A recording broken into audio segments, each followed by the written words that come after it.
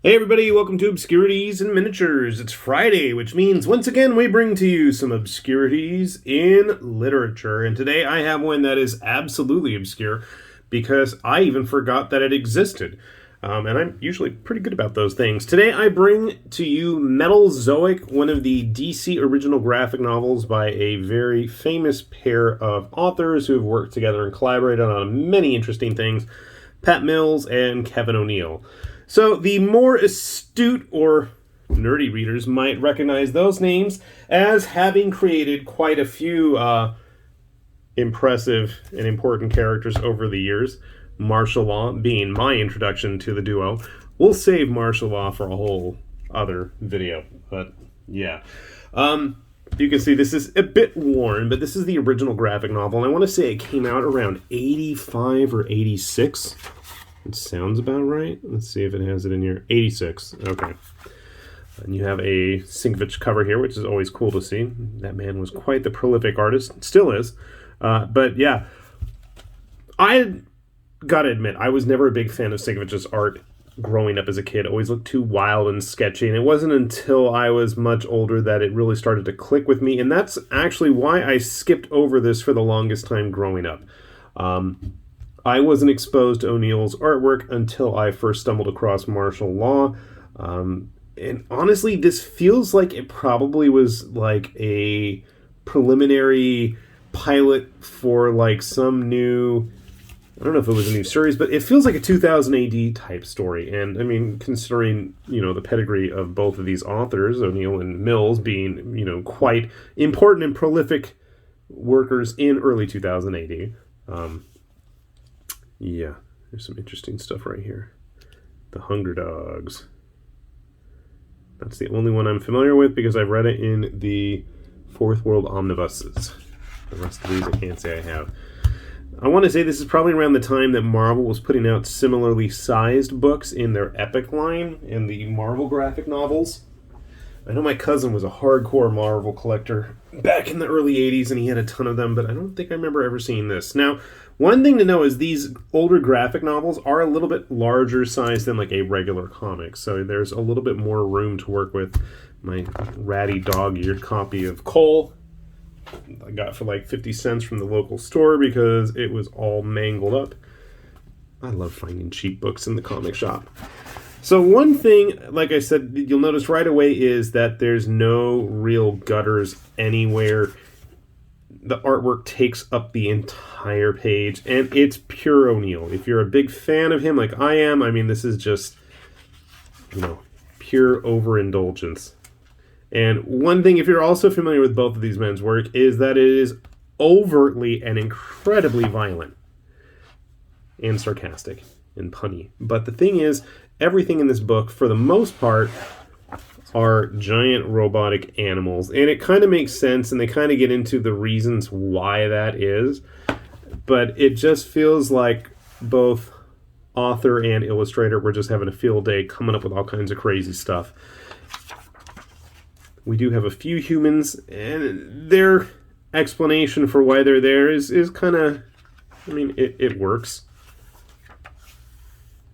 But again, just lots of intricately drawn robotic animal on animal violence. The colors are interesting. I want to say O'Neill actually colored it himself. I don't see a colorist credited anywhere else. And they can get away with these huge detailed pages.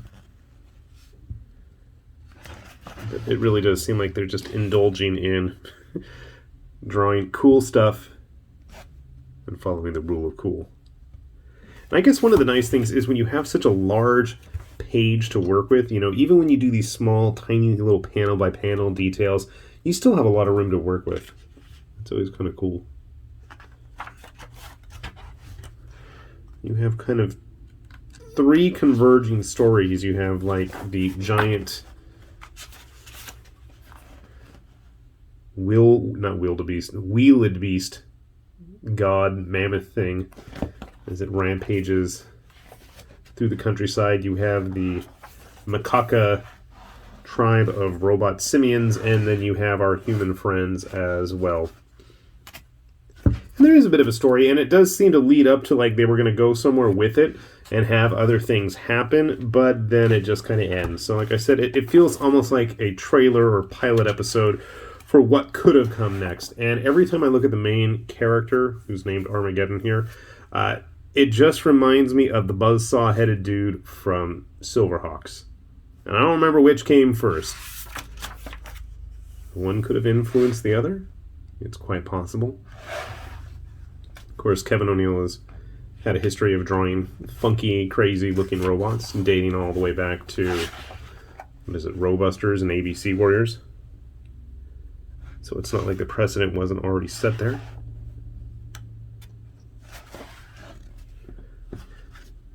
Bit of a Nemesis vibe, I would say. It's the tribe's shaman.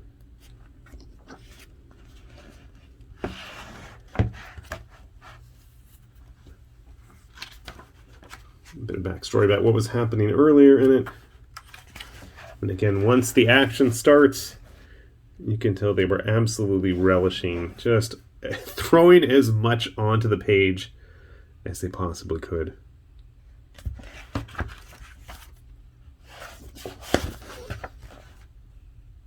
O'Neill's pacing is really on point in this. Curious how many pages it is. It doesn't actually have a page count anywhere. Probably about 60 or so.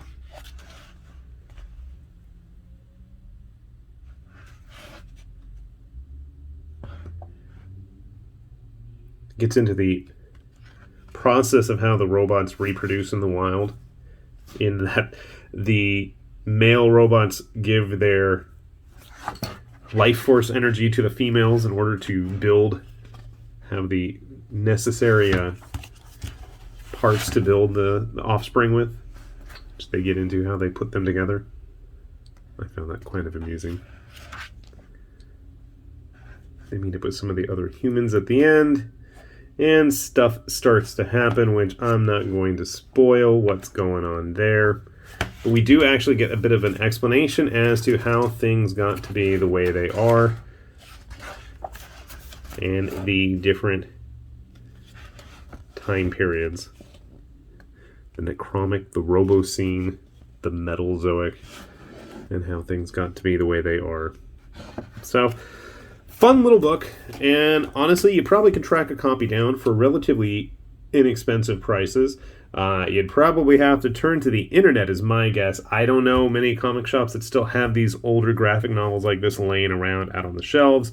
Then again, the only local comic shop that I have, not that it's a bad one by any means, but they are like 98% focused on current releases and whatever's happening with Marvel and DC. Not much in the way of old fart comic graphic novels like this that I would have loved to have picked up. And I've had it for quite a few years now too. So like I said, I forgot I had it.